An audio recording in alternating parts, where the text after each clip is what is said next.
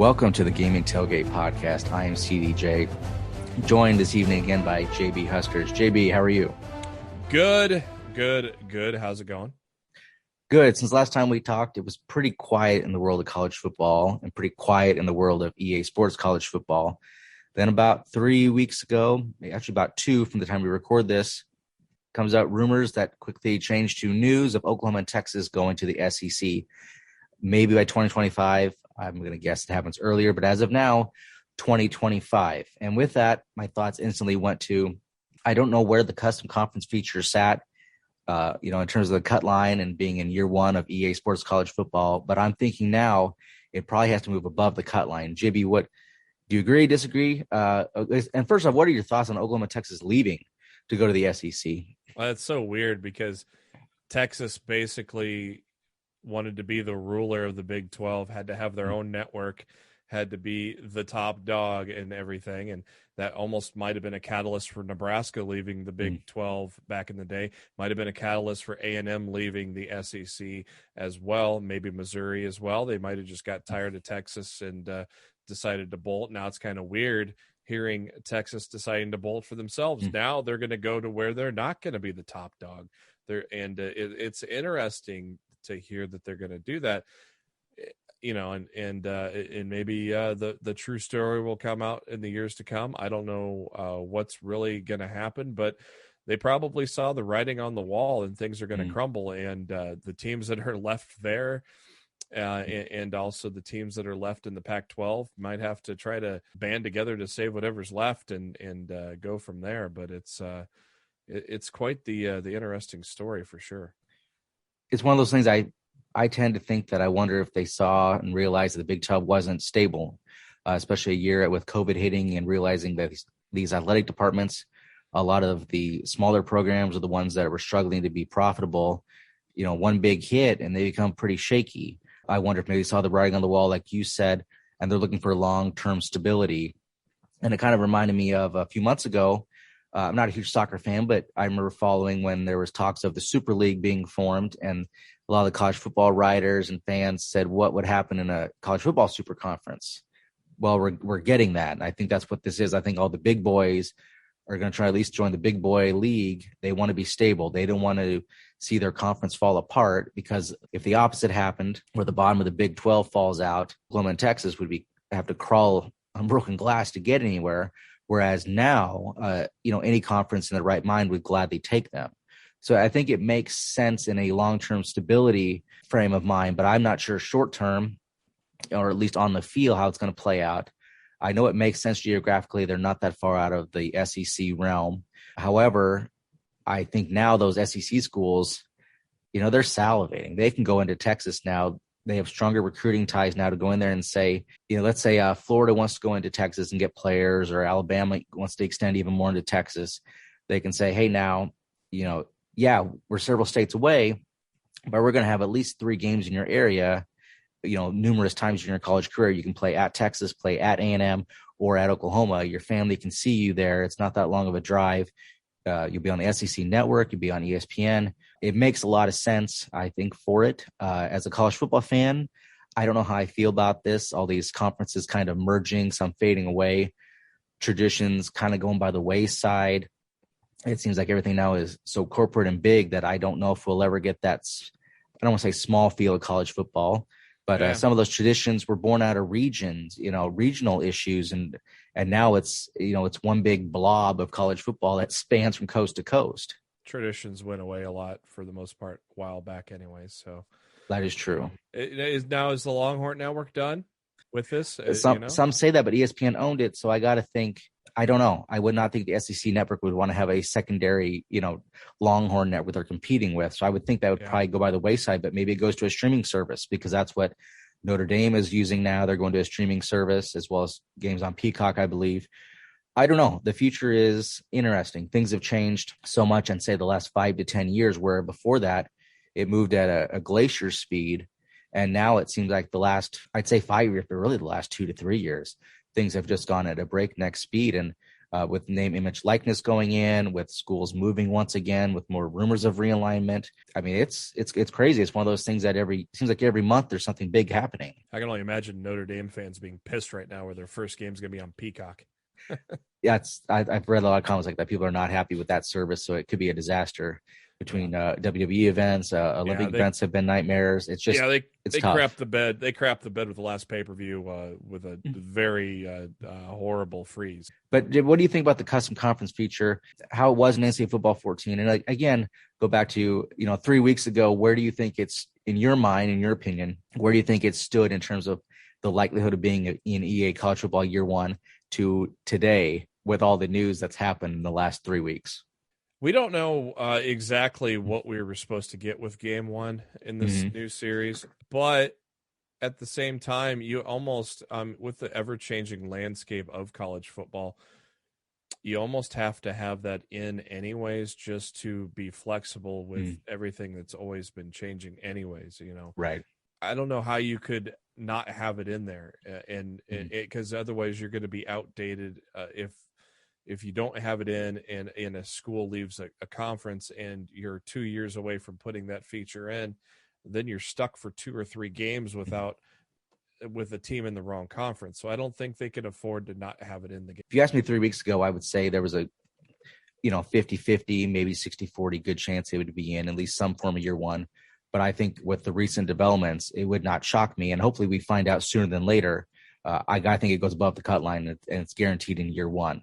So tonight I thought we would go through and talk about some of the big community requests with this mode, our thoughts on the mode, and things that the NCAA Football 14 version isn't going to quite cut the mustard here in Year 1, because as we get into it, back then the most you could put in a conference were 16 teams. Well, the SEC is going to start out, at least in 2025, if not earlier, with 16 teams. So already you couldn't expand that in the future. So they're going to have to make some changes. So let's go through custom conferences and structure. And why did we put and structure? If you played NCAA Football 14, remember, it wasn't just custom conferences. You were able to set the conference options. You were able to set the BCS tie-ins. If you remember the BCS, that's how long ago it was when the last game came out. We're talking BCS. Let's get into custom conference and structure. The big one, right off the bat, I think the community asked for it. I think this is one that has to be delivered sooner than later. Increased size range. And this is in various different aspects. First off, as we just mentioned, in each conference, the limit in NCAA Football 14, 16 teams, in my opinion, it's going to have to be 20 to 24. That's a lot of the rumors. If the SEC is going to 16 and there's talk of super conferences, if 16 is not super, at least the super of 20 to 24. Yeah. I mean, is that kind of the range you would think, JB? Well, I mean, you might you might be in the end just going to. It's just going to be all Power 5. There ain't going to be a smaller conference. It may not be. The smaller conferences might be gone and done with in the end once it's all said and done, because of these type of big power moves that the Power 5s are doing. So these smaller conferences might be done for. I mean, it's weird because some of the Power 5 conferences are kind of being put in a vice hold too. So it's weird it's such an unknown right now because of what the SEC is loading. SEC and Big Ten are only the really true ones that are looking really good right now, because it sounds like Big Ten's going to probably gain Kansas. I don't know about anybody else, maybe Iowa State, or even West Coast. There's always talk that when Jim Delaney was commissioner, he dreamed of a coast-to-coast conference, and there's been rumors of some of the Pac-12 teams coming in. West Virginia could be a team that could come in too. It's so weird because it's not just the smaller conferences that are in trouble. And it's weird. Maybe the smaller conferences are they might be more stable than the Big 12 and the Pac-12 right now. In some regards, I think you might be right. I think that they can always shift around and seem to survive. Whereas if with the Big 12 losing its top 2, who knows where they stand, 5 to 10 years from now, where they'll be at. Along with that, we talk about more teams per conference. And I know this doesn't quite go into custom conferences, but we'd be remiss if we didn't say we're going to need more user-controlled teams when it comes to playing. With these conferences being so massive and Madden allowing a full 32 user control, online franchise, we're going to have to see more teams selectable for users to play. The big one also with the increased size range, the ability to go above or below 130 teams, whether that's removing or adding through Team Builder. I know it's a tough one, and because some of the schools are probably not going to sign off on the ability to have their team removed, but you could swap them in and out before.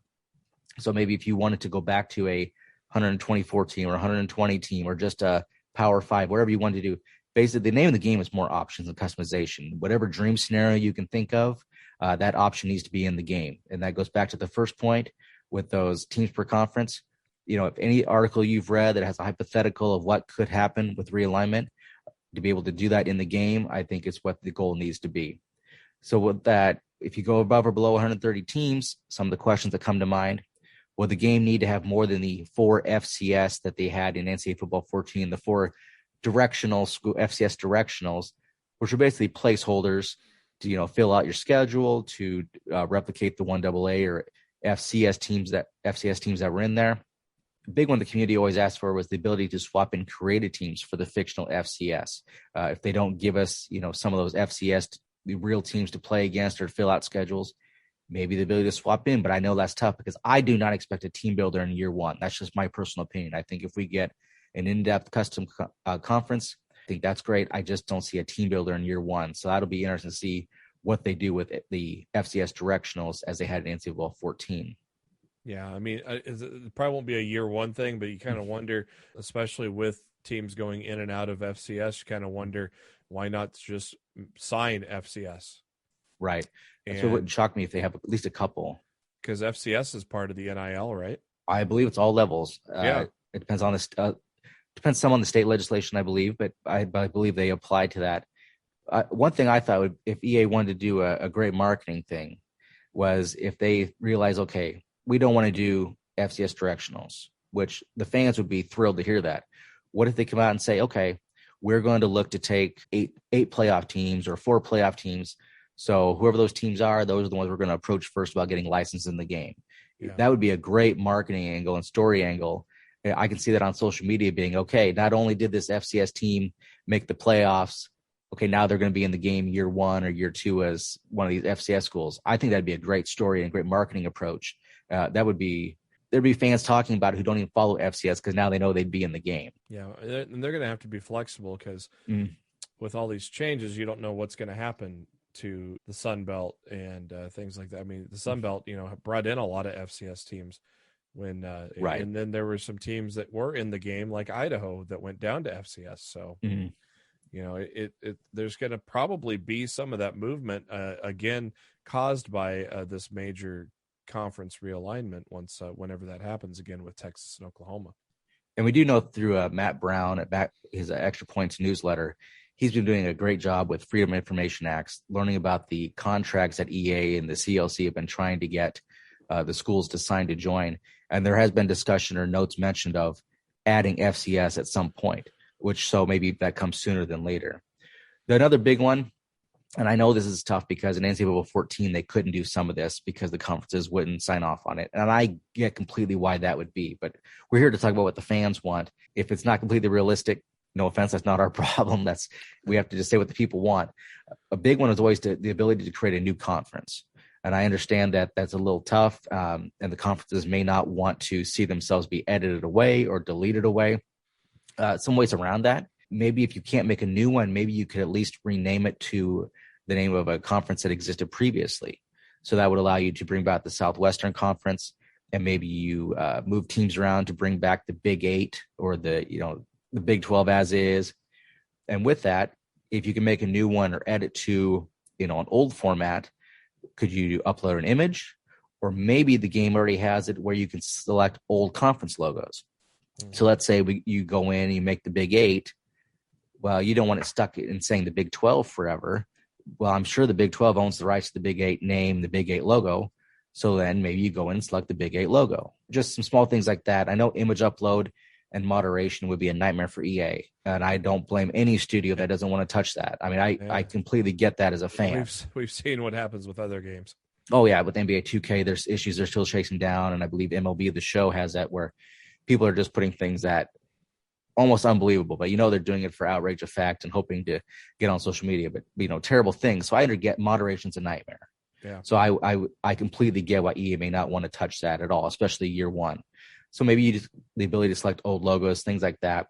also the ability to eliminate conferences. And again, that wasn't in NCAA Football 14 because conferences don't want that. But what if you that might happen anyways in real life? But what if it's always about how you sell it, how you sell things, how you market things to these schools and conferences? What if it's not eliminating, but if you can go down to 0 teams in a conference, that conference is gone, but the next year they're still there behind the scenes and you can fill them back up. So the user in their storyline and their mode, or however you want to view it as, they could view it as, oh, this year the Big 12 cratered and it's gone. And then the next season, oh, look who's back from the ashes. So it wouldn't be eliminate. Maybe you call it the ability to hide a conference. Yeah, I mean, it's just about how you market things. It's kind of a cool way to do storytelling. I just don't foresee EA ever doing this. I agree. And I don't think the conference would sign off on it. But again, we've said this before on the show, and we're probably going to say it every episode where we talk about wish lists or feedback. They want our $60. We're not trying to get theirs. So we're going to say what the community has wanted and the ability to eliminate or hide conference. I'll take their $60. Trust me, they're not. I'm pretty sure they're not offering any. Another big one is options. In NCAA Football 14, you had options such as conference championship game location, night games in November, which really related at the time to the Big Ten. So some of the options that going through community feedback and JB and I talking about it, the conference format. And if you go and Google SEC conference realignment, pods, divisions, you can find at basically every SB Nation, Bleacher Report, whatever team site you can find, a writer who has come out with a hypothetical on how they are going to line up the 16 teams in the SEC. You can find writers who have talked about, if the Big 10 does realignment, if the Big 12 does realignment, if the AAC does realignment, how they would do it. One that's had a lot of traction among fans is pods. Right now, the theory with the SEC is have the 4-team pods, and it's really interesting. There's a lot of discussion by the writers on how to keep rivalries. Some say that they would have basically 3 locked teams that they would always play, basically, plus their pod. It's interesting. I've yet to see one, and maybe I've missed it. If they go to a pod format, would they keep a conference championship game? And if so, how they pick the representatives. That's the one I haven't seen a lot. Actually, I haven't seen any of. Again, with conference format, maybe you stay with 8-team divisions or whatever you have per conference, to make the conference even. Or maybe there's no divisions. Maybe if you have a 8-team conference, maybe it's like the Big 8, you play everybody. Again, with options, conference championship game, do you have one or not have one? Again, then also how the representatives are picked. There's so many different ways, and it goes back to what we mentioned earlier. If I know EA is in uncharted waters here because we haven't seen this before in Major Division I football with so many teams and the chances of having a pod. So they almost have to, for their designing, go and look at all these writers and all these authors who come up with their own theories and say, okay, can we put that in the game? Can we make that possible in the game? Can we make that an option? Protected rivalries, that was in there before. It'll tie into something we'll mention here on the next screen as well. Crossover games, that's another big one. Who do you play guaranteed each year with pods? Some of the writers I've read think that's a nightmare, that in terms of keeping protected rivalries and crossover games, they don't really know how to be done. So I get from a design standpoint, this could be a nightmare, but again, they're going to have 2 years for it at least. If you look at it, the NFL schedule's like a pod. Right. Your protected schedule is your division, and you play a set division every 4 years in the opposite conference. I wish I remember who I read, but I read somebody who used the NFL model exactly and said, this is what the NFL does. They could do the same with pods. But then I get to a different writer who says, now that one didn't mention the NFL, but they said that they felt some of the rivalries would be tough to keep. But who knows? We have no clue how this is going to shake out. I don't think the SEC does at this rate either. And also the number of conference games is a big one because the SEC is one that, there's always been talk, will they add another conference game? Maybe do you have 8 conference games? Do you have 9? Do you have 10 conference games? There's just so many hypotheticals that as a user, this would be great because especially if you have a conference loaded with user teams, you're going to want as many conference games as possible to figure out who the best team is. There's just so many things that from a design point, I feel for EA on this. There's just so many things that they don't know right now, but like we said, custom conference probably above the cut line. And now is probably something that's got to be in year 1. Here's a feature that I want to give credit to Q Toval, selecting your rivals. And this is a good one because it ties into the protected rivalries we just talked about on the last screen. On the surface, it's one of those first, like, well, does it really fit with custom conferences and structure? But then I thought about it, and yeah, it does. Because if you can protect your rivals and you have all these teams changing divisions and changing pods or changing conferences, you're going to be able to select your own rival. And especially when you're playing online Dynasty with the user, yeah, our two teams, JB and I, may not have history, but, it's always not when he and I play each other, it's a rivalry. So the ability to add that right off the bat, I think is huge. I think it's something that people always wanted in 14. It was a pretty popular request. So I think it's one of those that EA College Football would be great to have in year one. JB, what are your thoughts on that? And again, we should say that everything I've gathered from the community in the past and present is that existing rivalries would remain. Like, you could not go in and say that Nebraska, Oklahoma are no longer rivals, or Ohio State, Michigan are no longer rivals. That would be locked. But if you wanted to go in and say, Nebraska, Minnesota are now rivals, or if you wanted to say that make your own rivalry, you could do it.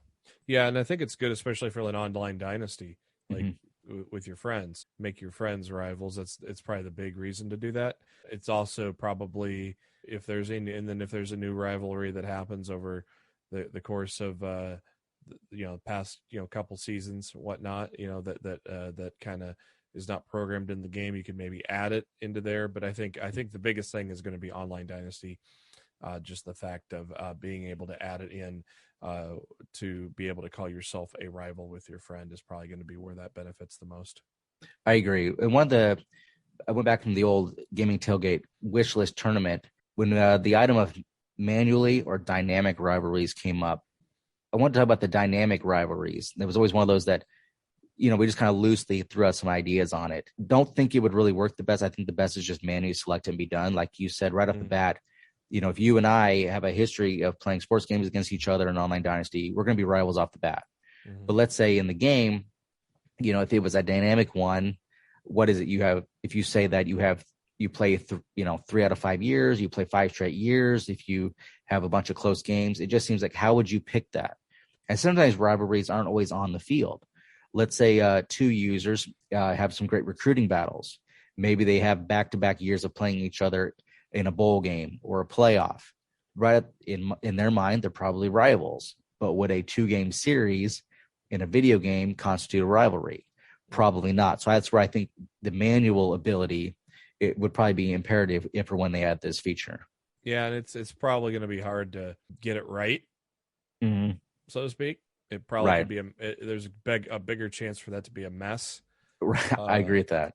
So it's probably best to be able to do it manually rather than have it dynamic instead of oh my God, this guy got smoked 85-0 twice in a row, and now they're rivals.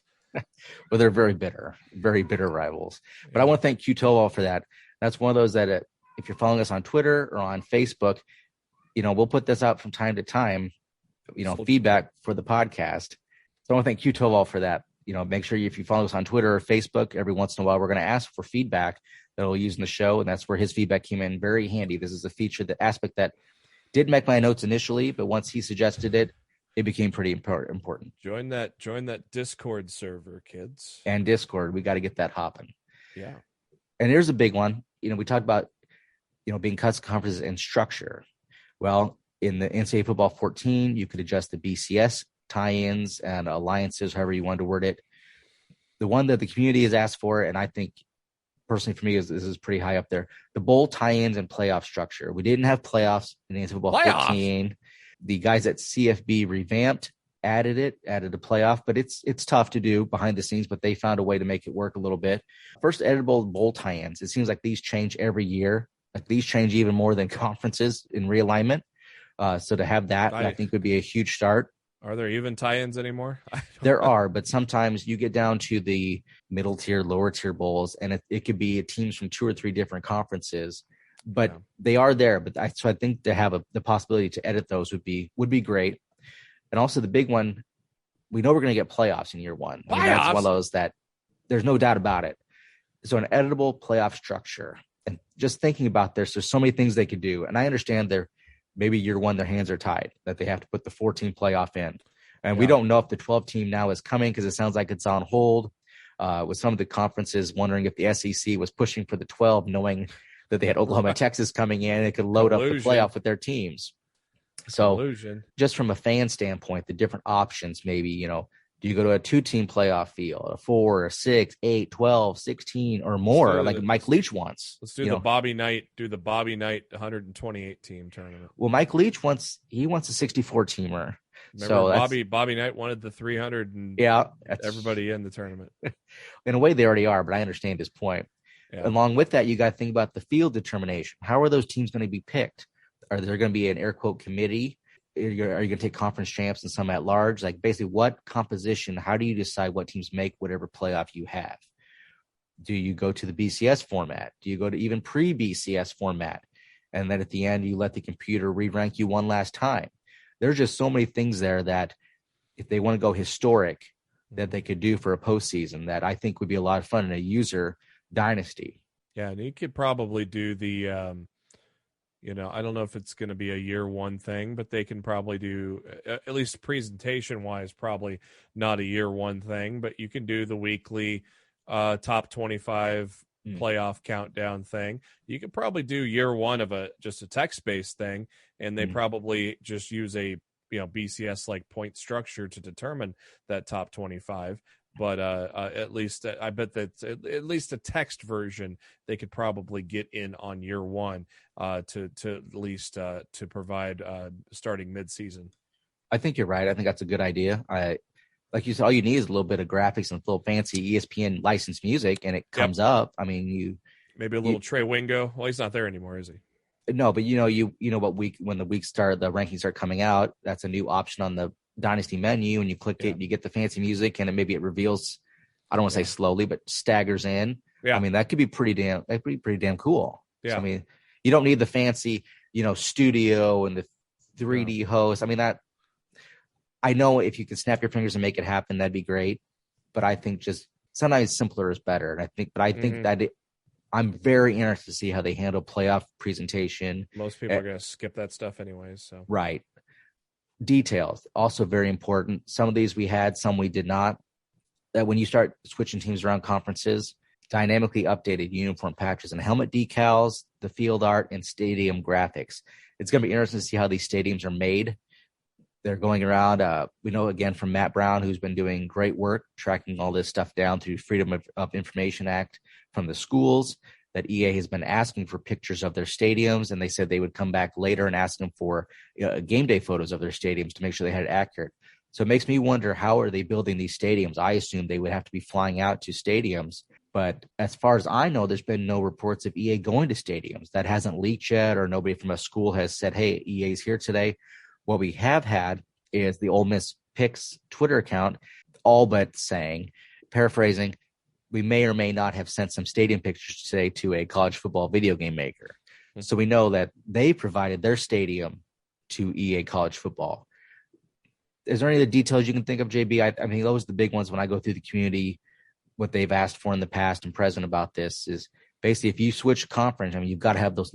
You want those proper logos showing up around your stadium, your field, on your uniforms. Yeah, that's going to be the main thing. So, I mean, obviously with the technology where we are today, I think that's not going to be too hard to be able to have that stuff be dynamic. I think it was dynamic already back then in 14, wasn't it? It had some of that. I believe yep. Some of it was, some of it was not. I believe the field art did. The stadium graphics, I don't believe did, because I believe those were set. But so it really depends how they build these new stadiums for the PS5 and the Xbox. Who knows? There's a lot to find out and a lot to come out. Obviously, pie in the sky, things that if maybe you could just Thanos snap your finger and get them, they'd be great. But I will also say that I don't know that these are worth the effort or worth the time. They're pretty significant and maybe not worth the return on investment. The first one would be teams changing conferences on their own during Dynasty, similar to team relocation and other sports titles. This is one of those that it sounds great. I mean, it sounds awesome. If you're playing a Dynasty and all of a sudden you found out that, let's just say the game came out 2 years ago and all of a sudden you magically find out Texas, Oklahoma in your Dynasty are changing. Yeah. First off, the question is, how would the rumor and news of those potential changes be presented and surfaced in the game? Does it just all of a sudden the offseason comes and they're there and you're thinking, what happened?